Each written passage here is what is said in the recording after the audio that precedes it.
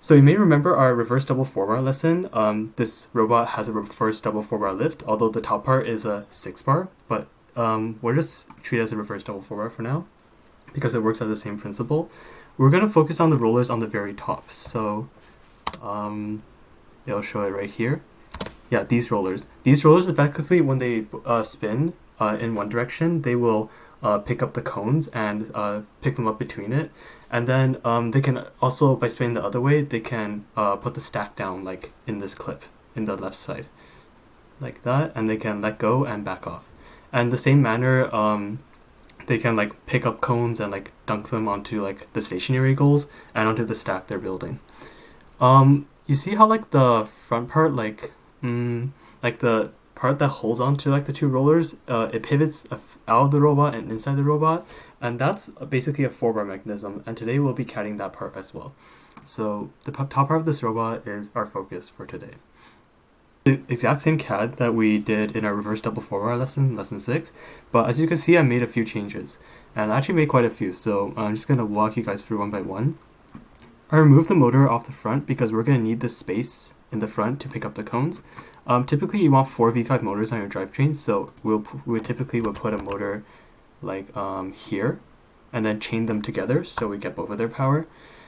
Okay, other than that, I figured out how to constrain the lift such that when it goes up, the top part goes up as well. And what you do is you do a motion constraint. So I'll first demonstrate to you what I figured out. So with the motion constraint, effectively this lifts like it would in real life. So when the bottom part goes up, the top part goes up as well, if my computer stops lagging.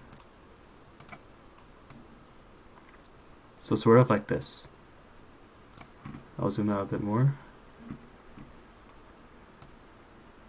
It's not the most symmetric because of slight geometry issues, I guess, but nonetheless is essentially how this will work in real life. Right. So okay, and by the way, Simon, we're just going over the RD4B like from lesson 6, and we're just like talking about like small changes I made to it because we're building intakes on this today. So again, it lifts like this, sort of, and you see how it lifts in a very linear manner. You can see how like the top part where we'll be mounting our intakes goes up and down like this. So that's really nice. Okay, so that's how the mechanics of it works. I did a few build quality modifications. Oh, I didn't put this on yet. Basically, you never want to make this part cantilevered, which is supported on one side, so you want to support it on this side as well. This is it's more of an advanced building technique where basically you take a C channel and you shave it down really hard, so it clears like the C channel here. It's more of an advanced building technique, and you really shouldn't be doing this unless you really need to. And the idea is just to make the lift not cantilevered. So yeah, I'm just gonna constrain this on real quick.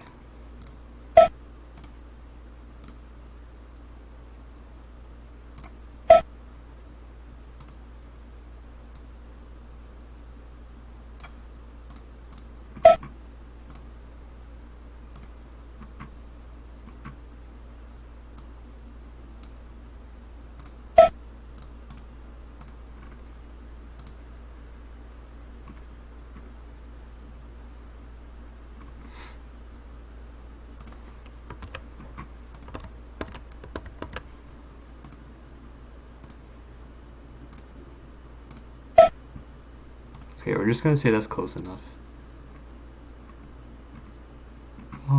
Yep, here, and then in real life you use a few Teflons and it should be okay. Maybe I'll do it at the end of this CAD. Okay, and the last change I made is I added a 5 wide on here. And these are basically just some mounting points for where we'll mount our intakes, and I added a motor down here that directly drives this gear. It directly drives it like this. Now with all this out of the way, we can get started.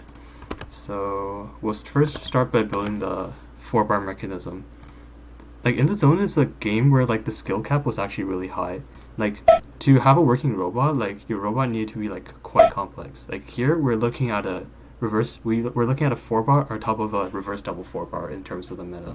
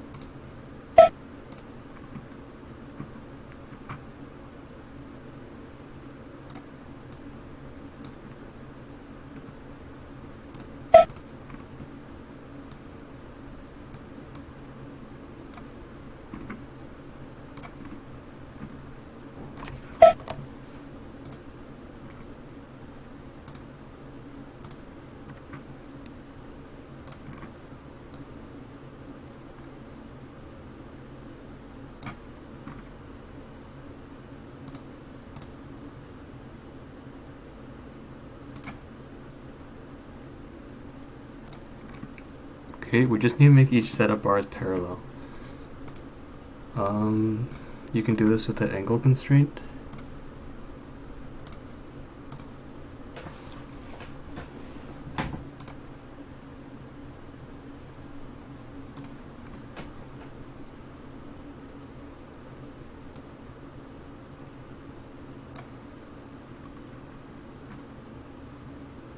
Okay, so, let me think. Right, this one has to be shorter.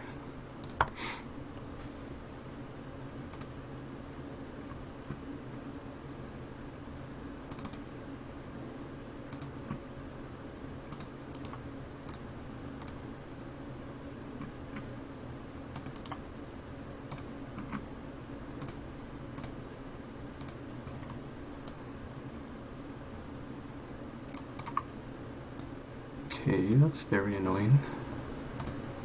When like Inventor like prevents you from rotating things that you're allowed to rotate, just do an angle constraint. It happens randomly, I do not know why. It only starts to happen when your CAD gets pretty complex.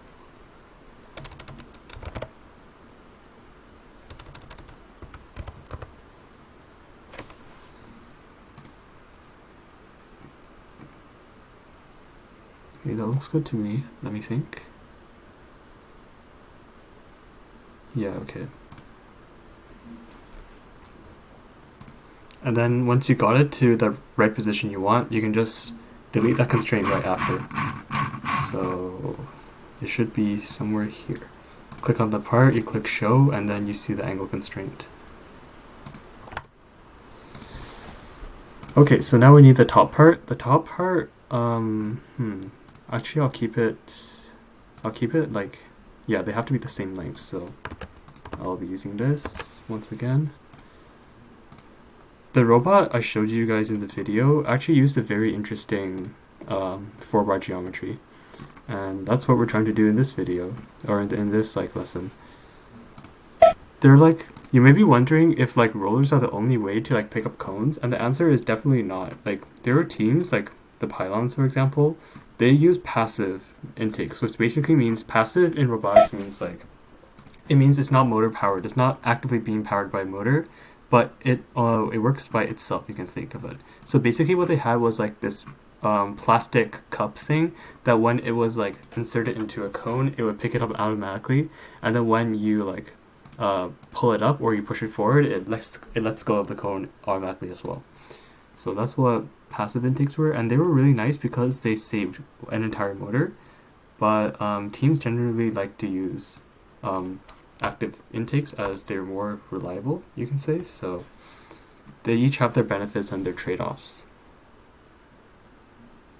Okay, I'm going to use this boy again. Actually, I'm gonna go here.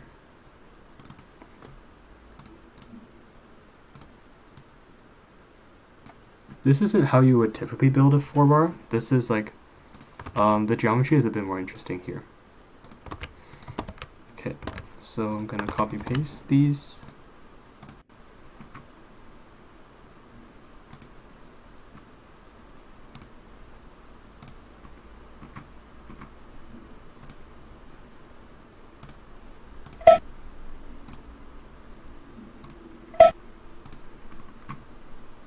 Oh, I actually don't want the bearing here.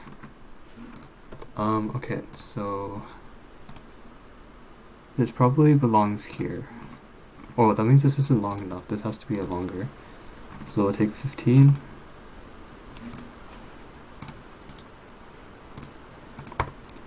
And also, I guess another important note to make is in the zone is when all the teams had V4 hardware.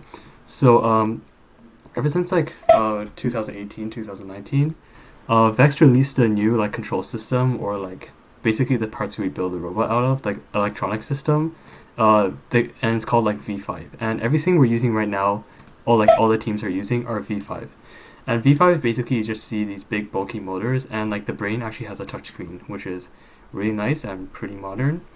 Back in the day, in like the days of In the Zone and earlier, you have something, the control system was called V4 or Cortex, where you had like smaller and weaker motors, and you had a bunch of wire spaghetti that you had to deal with. It was just a nightmare to deal with, like kind of. Like it wasn't a nightmare, but it was a lot harder to deal with. But the advantage of V4 is in, as per the Vex rules, you can run up to 12 motors. And this means you can have like more like a small motors dedicated for more niche tasks. Whereas like in like V5, you typically wouldn't put like invest a motor in just like a 4-bar. Like the motor has so much torque, you can do other things as well. But V4 motors, they can, since they're weaker and more specialized, they can like and you had more of them to work with, you can like have like more like smaller mechanisms or micro mechanisms that you can use them on. So for in the zone, it might actually be advantageous to use V4 instead of V5. Even V5 is better than V4 in like every other way. Okay, I'm gonna use 2-inch standoffs here.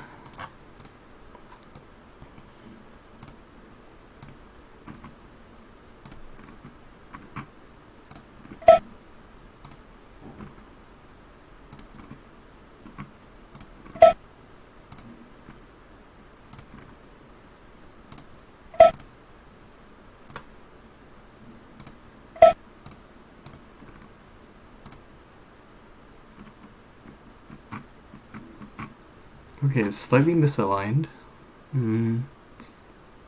Yeah, it shouldn't be too bad. Okay.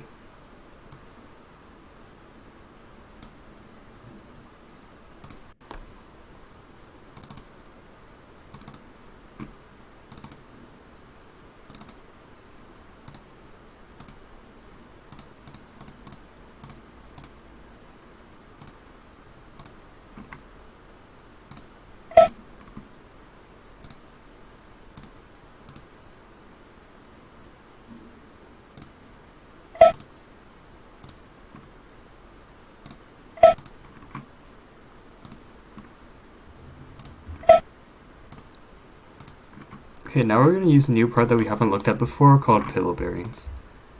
Pillow bearing. One warning though, pillow bearings don't work well in Inventor. Just keep that in mind.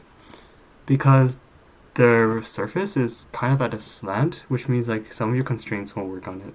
I mean like this surface. But do I plan on constraining the top part? No, because I saw that it doesn't line up perfectly. But in real life, you can make it work.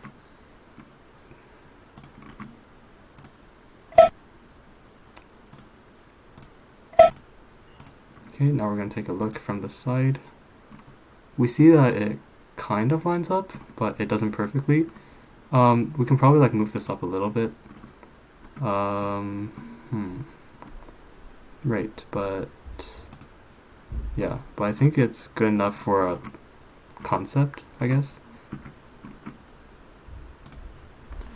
We'll set this to 90 degrees.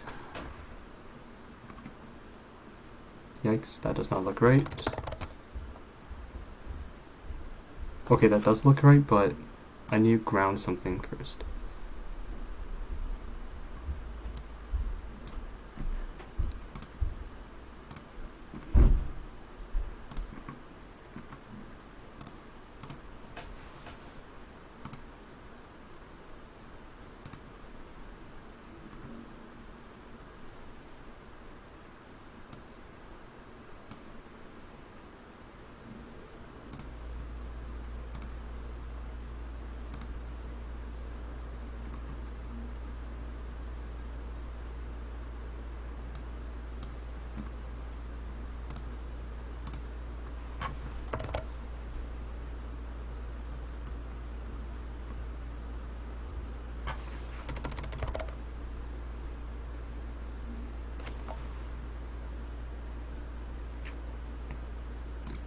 Okay, that actually looks right, so I'm gonna accept that.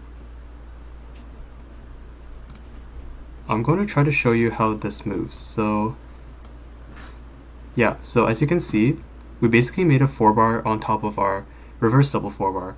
And basically how it moves is when this motor spins the gear, it moves this. So when it spins down, you can see how this kind of reaches out in front and gets ready to pick up the cones on the floor. And then this, if it spins the other way, it picks up the cone and moves it back. And typically you have your stack like somewhere in this area, and then the rollers on here, which I'm about to CAD in very shortly, will then be able to deposit the cone inside the robot, which is really nice. And actually it can clear all the way back here if you wanted to. So yeah, with that done, it's time for the rollers. And the rollers are very, very quick to do. So we're just going to wait for it to save. It's always a good idea to save because Inventor trolls you sometimes. And when it trolls you, it's not fun. Okay, so this, I just realized probably won't clear perfectly, but oh well. Okay, we're gonna, typically, the way to do this type of roller is you want 2 big gears. We're gonna actually take the biggest size, and we're gonna take low strength gears because this mechanism won't be taking a lot of stress, so we really don't need to make them high strength. And again, the difference between low strength gears and high strength gears is high strength gears are twice as thick, and that's legit the only difference. So you typically want to use low strength gears when you can, but it doesn't make a huge difference.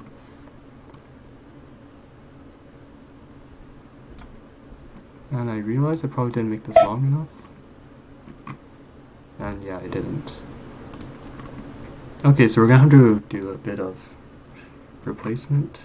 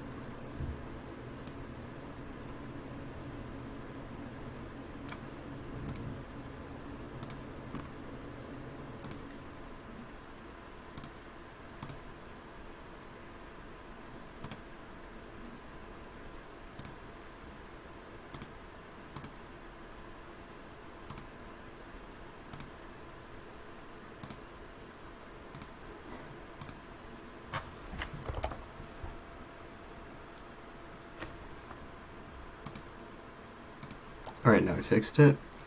We're probably 80% done, 85% done. Okay, we just need to put the other gear on it. Do I see something wrong? No, I don't. Okay, it's good. So we can continue. And we're going to put the 2 gears side by side so they rotate opposite directions so we can pick up cones and drop cones. Okay, so that's half an inch, so we just do it on the other side.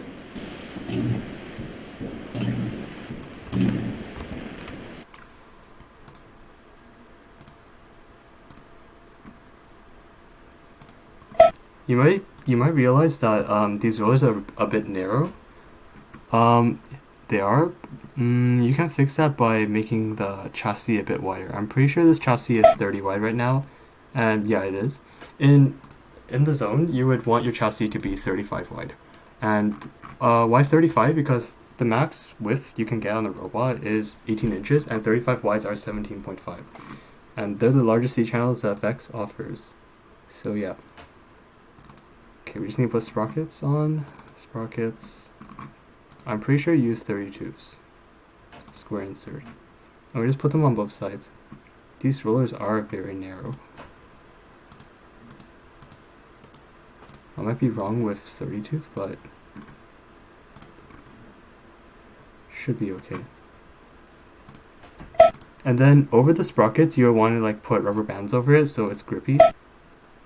Oh, are they meshing? Okay, it's not 32. By the way, you never want to mesh sprockets. It will not end well. So we're going to go one size down and we're going to pick 24 tooths.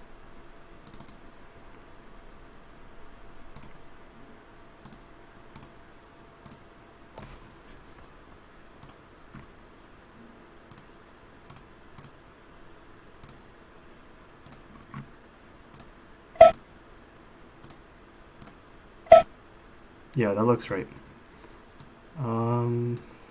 Very narrow. Typically, if it's narrow, it would still work. For sure, it will still work. But you see the teams like Zax 99U, like they make their rows a bit wider because you have like more tolerances that way in picking up cones, which is tolerances always welcome. And now we're just gonna put in 2 shafts and we're done. So, and hopefully all the stuff still moves around and still works. So I can show you guys how everything works all together. Shafts, shafts, shafts.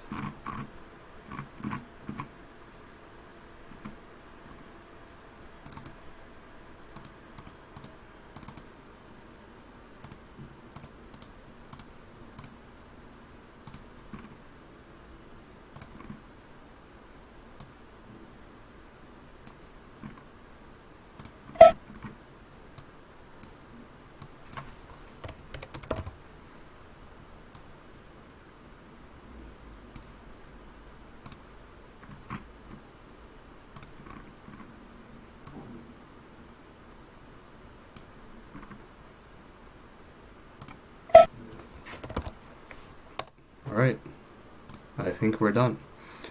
So I'm just going to save this. It does look rather chunky on the side. Typically you would want to make your lift weight as little, like make your lift as light as possible because the lift is ultimately lifting its own weight as well. Alright, so we'll start with the rollers extended forwards, ready to grab cones. So it'll be in sort of, oh, okay, that's really janky. Alright, I know how to fix this. So we're missing a few constraints. And we're just gonna put them in. So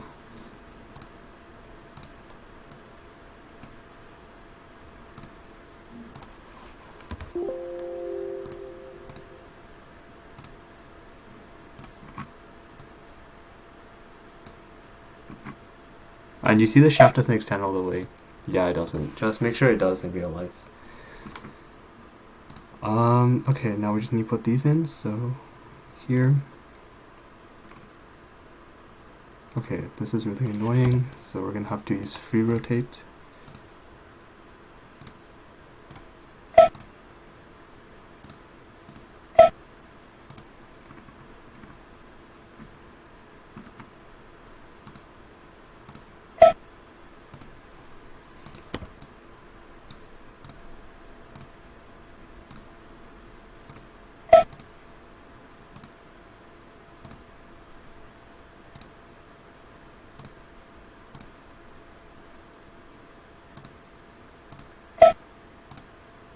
Alright, now it should work.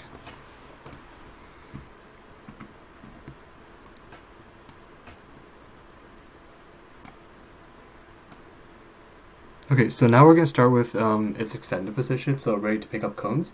The cones are about, let's just say, 5 inches high, so like, let's just say it's trying to pick up this orange, this rectangle, so the rollers would spin and they would pick it up between the 2 gears. And okay, so now we're going to unground this and we're gonna lift the lift. Something dumb might happen, which means I have to put in another constraint, but we'll see what happens. It might not even let me lift at all. Oh, wrong bar. Oh, it does let me lift, cool. So it'll still lift the same, so this is the RD4B part. You can see, oh dear, I am missing a constraint. Okay, so when I'm lifting, I want to keep this at the same angle throughout the whole way, so that's really easy. We just do one constraint. And we're going to want to get rid of this later because we want to show how the front part moves as well. Let me think. Okay, so we just have to constrain it up here. Angle constraint and insert constraints are going to be your most useful two constraints. All the other ones, they come in handy from time to time. This one you never use, this one you never use. But all the other ones you use from time to time. When you're like designing custom parts, you might have to use a few of them. We might cover that later. Custom parts, if you know how to design them, will give you a massive edge over your competitors. Oh dear. Okay, so why is it still like this? Okay, we're gonna need to hold it still somehow. Okay, yeah, I know how to do this. I'm gonna have to constrain the forebar. Take 2 seconds. Okay, now we just guesstimate the angle.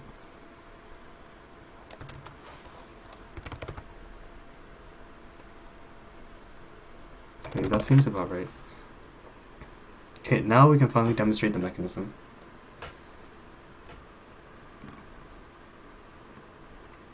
Okay, it just gave me something completely different what it gave me in the preview.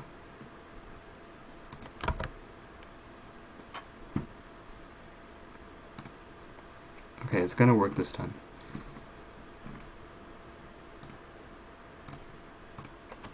When your mechanisms get to like more complicated, Inventor, I guess it starts to lag behind a little bit. Like I put an angle of 100 and it shows up fine here. Yeah. So I don't know why it would do this. I mean, that's really weird. Okay. I'm gonna see if I can fix this.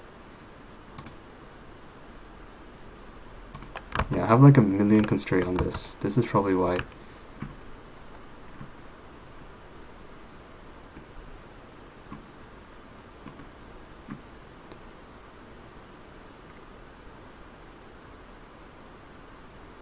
Okay, I'm gonna try this one more time. If it doesn't work, I'll just move on and figure out later. So, okay, I'm gonna try constraining this one then.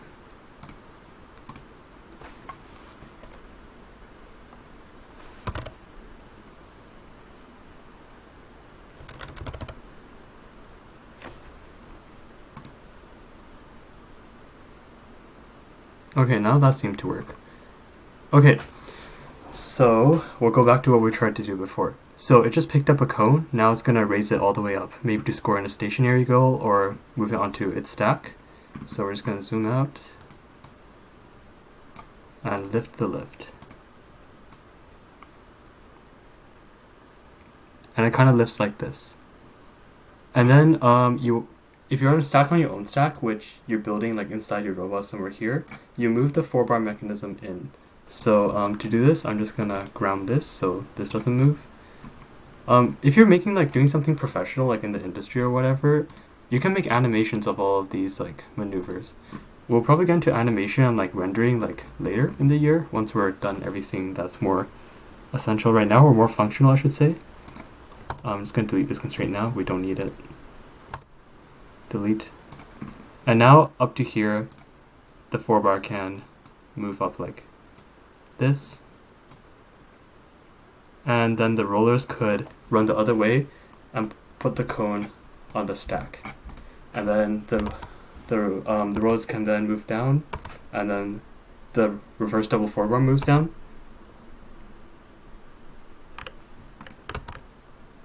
And yeah, and rinse and repeat, and you have your robot. Alright, so this concludes our lesson for today.